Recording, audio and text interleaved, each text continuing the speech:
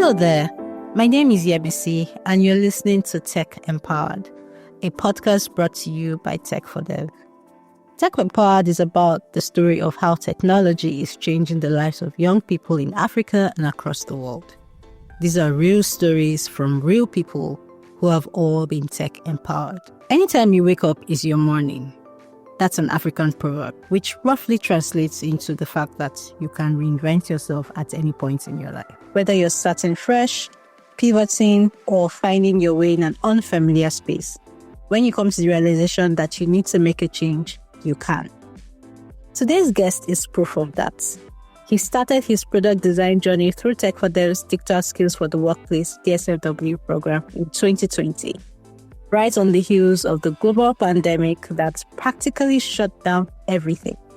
DSFW was an 8-week training that introduced him to product design. What began as a learning experience soon turned into a passion, and today he's building a successful career in the field. But we don't give him too much away. Let us hear from him directly.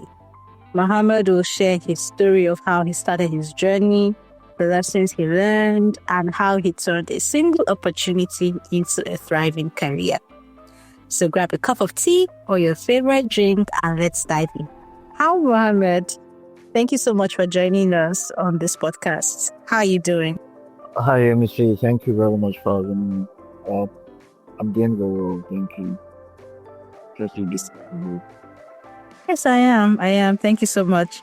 Okay, so let's start from the top, right? Can you briefly introduce yourself? Who is Mohammed?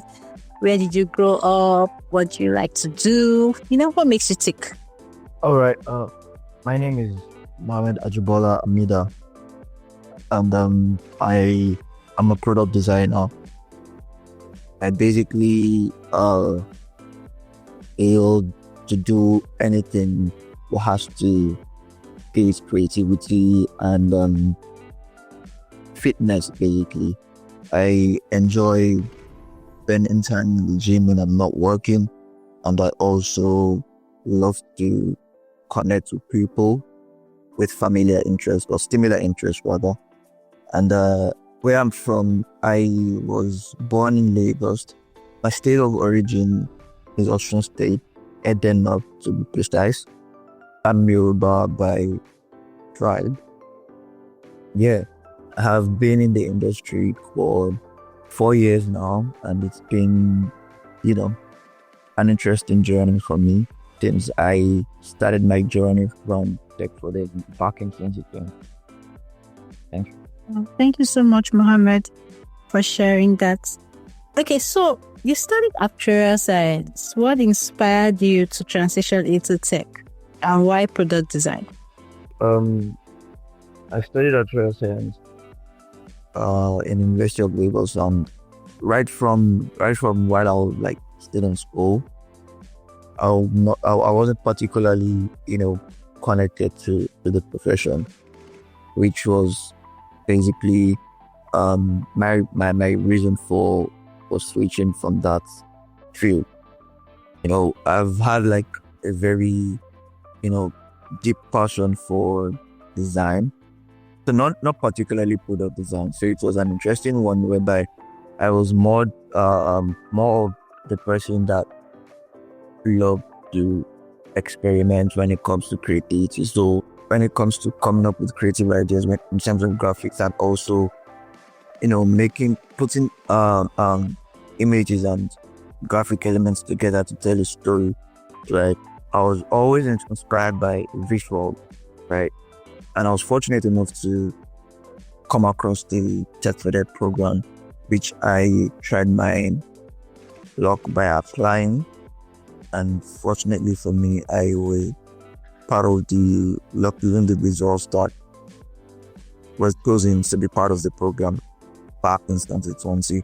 And that was the start of my career as a product designer. So basically the main, should I say, reason for the change was basically I really just wanted to do something that I felt resonated more with me, something I felt more connected to, and building a meaningful life out of it, basically. Okay, Awesome. Thank you so much for sharing that. So I still want to take you back a bit. So can you tell me where you were before joining the DSFW program? So, I mean, it was during the pandemic. What were you doing at that time?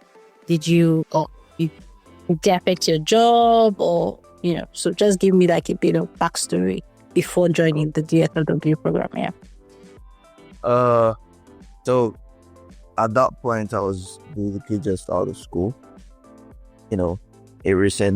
A fresh graduate just trying to navigate through life outside uni. And I wasn't doing anything in particular, so I was trying to brush up my skills in terms of design. So I was more drawn to graphics design, because graphics has to do, the side of design where you can actually, in my own words, you can actually create something from scratch without particularly building on something already existing. So, I mean, it gives you that freedom to actually piece together elements to tell a story, basically. So I was more inclined to graphics design, right? But then I was trying to brush up my skill along graphics design, and that was what I was up to at that moment.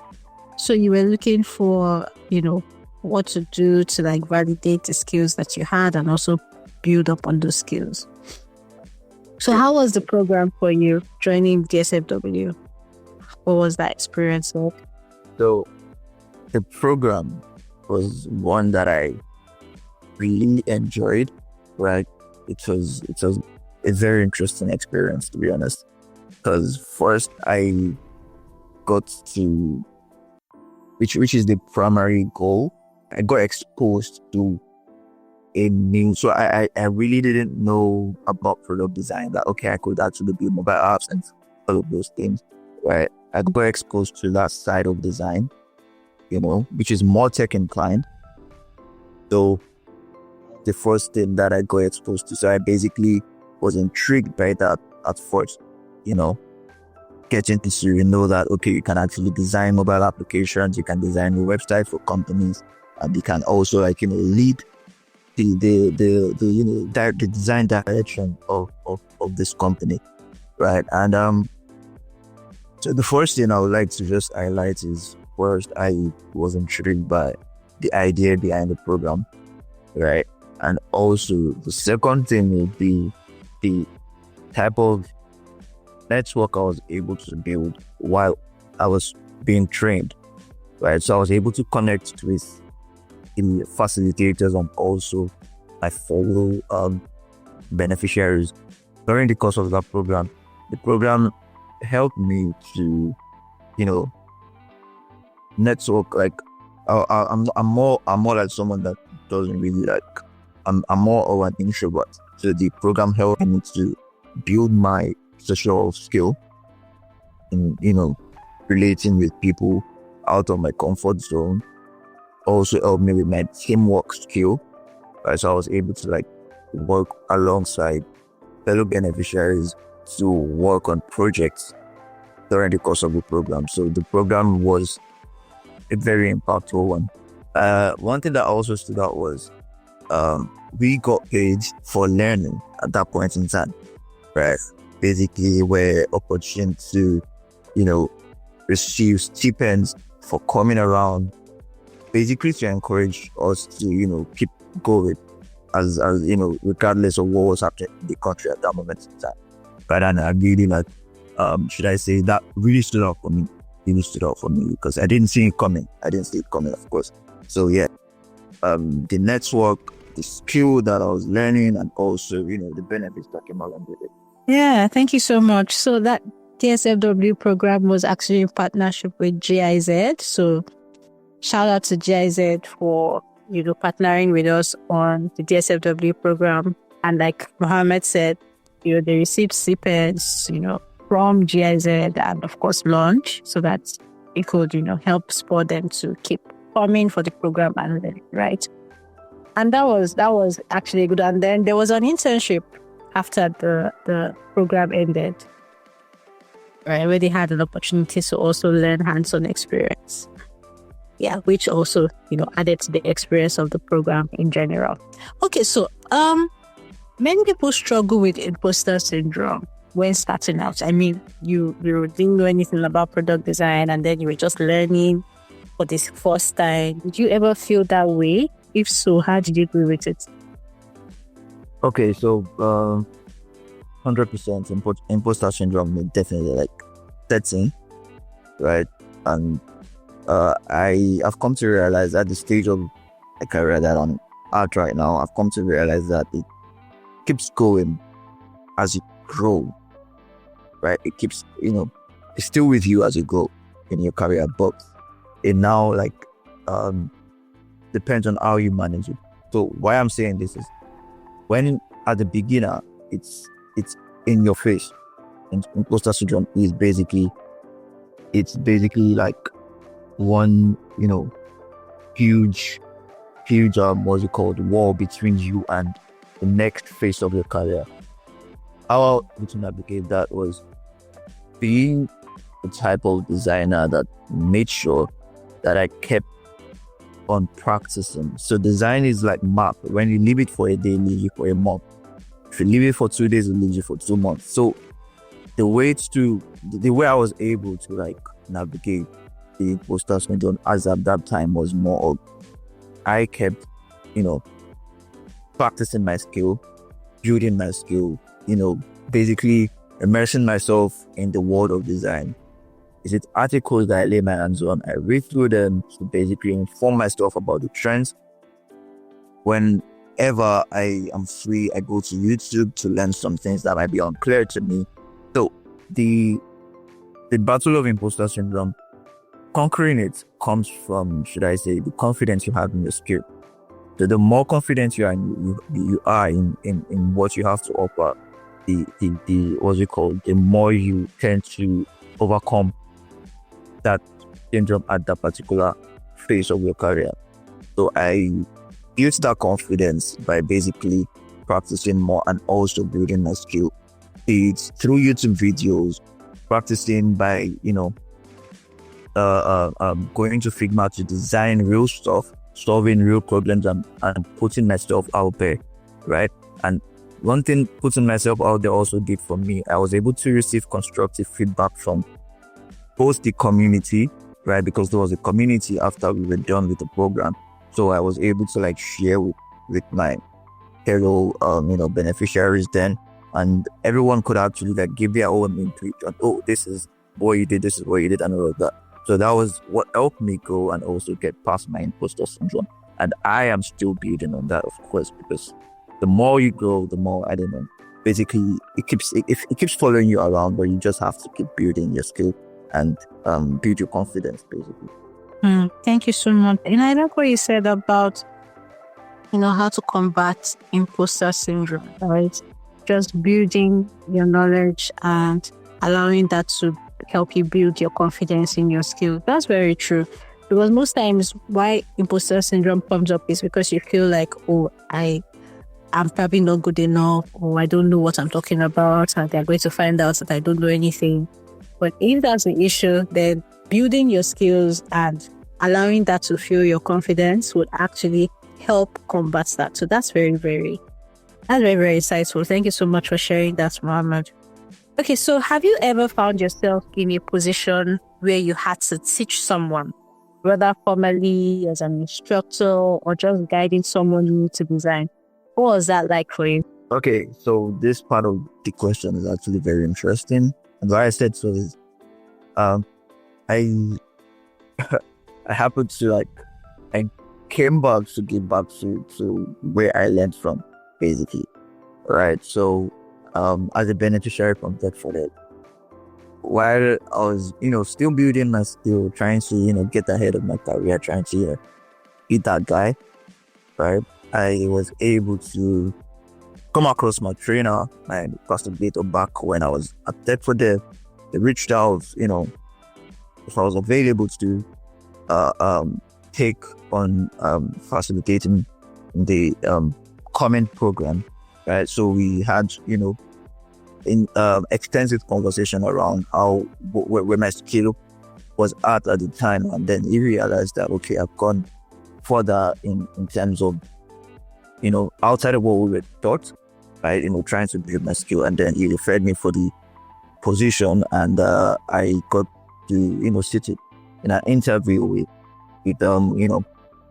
representatives from Tech for Dev, and I got the offer to actually become a facilitator. And this was, I'm not really sure about the year, right? So I think I'll just keep that out. So I basically joined Tech for Dev as a facilitator, and that gave me it gave me more confidence, I would say, because you really can't dish out what you don't know, right? So I got to realize that I actually am good at this, and I've got into that phase of my career whereby I can actually start pouring back into the community, and it has been a very good experience for me. So aside Tech for Dev, I was also doing that outside of the facilitating the Tech for Dev bootcamp. Right, I was able to just pick up side gigs of facilitating UI UX design trainings, right? But the one with Tech for Dev in particular was a very beautiful one, because I like the mode of operation in general, the way we get to interact with the beneficiaries, the way we walk them through each phase of the bootcamp, right? From the training phase to the project phase to them graduating. So it was like we were with them along to like all the way down through the journey, basically. So it's kind of made me feel, when someone feels your first-hand impact, right? It's something beautiful to see, because that way you really know that okay, you are actually pouring back into someone, and they are open to receiving it as well. So one thing I always do when I was training was basically making sure that I'm not just communicating. So communication is definitely not complete until it's being received on the other end, right? So I basically make sure that whatever it is I'm churning out is being received by them and being digested. So the proof of that was evident in whenever they are told to jump into the project phase and they perform excellently well. Sometimes when we are even grading them, we tend to see their presentations and wow, I'm like, this is beautiful, because some of them take that time to actually practice outside of whatever it is we're training them for, and then it's evident in what they basically execute at the project phase, right? Because you see some of them, their work doesn't look like someone that got training under 3 weeks, right? So I basically, it's made me, basically feel good about, being able to impact lives, basically. Yeah, I mean, and I can attest to that, right? I've seen like projects built by, beneficiaries that went through like the 3 weeks bootcamp, and I'm just astounded at the quality of the work they bring out. And it's thanks to people like you, right? Who take the opportunity to actually pour into the next generation of people coming into tech, right? And it also just helps me understand that regardless of your level of experience, there's always something that you can teach. There's always a way you can give back, right? And that giving back just helps you also build your confidence, and then ensures that just keeps the cycle moving, right? It's not just you take, but you take and you give, and that's the way we can actually move forward. So yeah, thank you so much for doing that and for contributing in that way. So looking back, how has this journey changed your life? Okay, so I would like to drop back to something I mentioned earlier at the beginning. So I told you I'm someone who loves creative freedom, right? So when it comes to product design in particular, I find myself in positions where, there are certain principles that we have to follow when it comes to product design in particular. Like, okay, the mobile application needs to function this way, and your designs need to appear in certain ways as well that you need to follow. So this, in some cases, right? I mean, there is always like the not so. There's always like not so rosy start to thing. So that this would bring me to basically touch upon that. So the not so rosy side to me being on the product design field would be like the creative expression, right? So why I'm saying this is whenever I as a person wants to like be so innovative in terms of my approach to mobile application designs or website experiences, it tends to not like fit into like the what's it called, the pattern of product design as a whole. So you just have to come down to that level where, okay, this is what users are used to, and this is how you should approach what they are, because you don't want to mess up their experience while they are interacting with this product, right? So it's basically now made me say, okay, if I can't achieve this with product design, which I will still keep doing, right? I mean, still keep building beautiful products that users actually can achieve great results with, then I decided to come up with my what's it called, my own like creative studio. So this creative studio now is influenced by the fact that I want to do something outside of product design, right? Whereby I want to actually be in the realm of entertainment that actually embraces my creative freedom, right? So the fields that actually now embrace my own should I say creative freedom when it comes to like my approach to other sides of design aside product design, right? So I want to bring all of those together under a single umbrella so I can still serve the industry while still doing product design. So this way I can build beautiful products and also have an impact in other industries that are not so, let's say, following a pattern whereby, okay, a pre-existing pattern whereby you can't really go out of, right? And the reason for doing this is basically to do something I still love while earning, of course. So that's one side to how product design has actually influenced me to, branch out to other things that I really feel connected to. And in terms of my life in general, I mean, I would say I basically in more of a position whereby my life it gives more meaning to my life, honestly, because it's more like a reflection of your imagination. So I think that's my own like definition to creativity, right? So I think it now kind of blends with design as a whole. So design as a career, right? That's one thing, but creativity is a way of expression for me. So I tend to use that in my career, and it's really what makes life make more sense, to be honest. So yeah, in terms of my life, it makes life more fulfilling for me, and it makes me, what's that saying? Living life doing what you love, right? So that's what it's like for me, of course, right? And one thing that I would like to put out there is it helps you to put your best foot forward, right? So in most cases, some people want to get into tech, but then they don't know what really connects with them, and it makes them end up doing something that keeps them burnt out, right? Which is not so good, because once you find yourself in a job that really keeps you burnt out, to be honest, you will not be at your best. You not bring your best game to the table. But once you can find that source whereby, okay, this is what really works for me, and then this is the field in tech that actually,